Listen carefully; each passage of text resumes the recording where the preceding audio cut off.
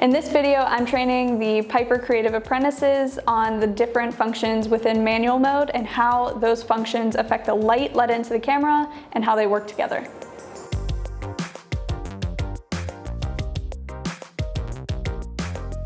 The standard video settings that we use at Piper in manual mode are all built around the shutter speed, so we typically just keep between a 30 and 60 range with the shutter speed because we don't want a rolling shutter to appear or the black lines to appear in the end footage. On the other hand, if your shutter speed is too slow, you'll get motion blur in your pictures and video.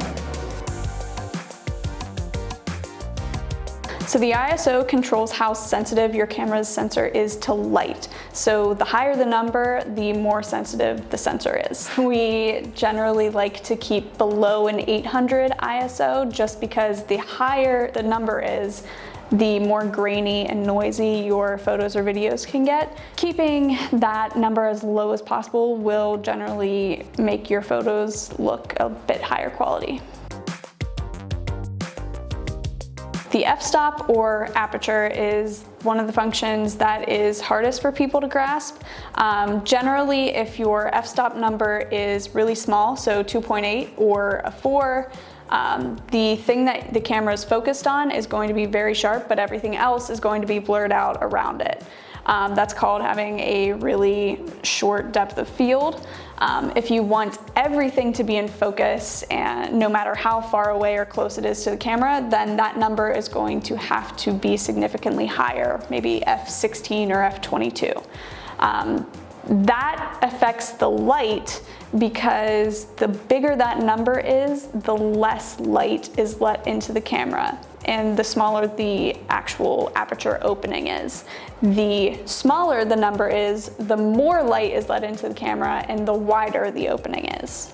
If you're shooting a video with one solo subject, generally you want to make sure that your aperture is really wide open because that causes a shallow depth of field. So it really enhances the subject, make sure they are super sharp and in focus, but the background is nice and blurred out. If you're shooting more of a vlog style video, you want to make sure that the aperture is closed, which allows everything to be nice and sharp and crisp.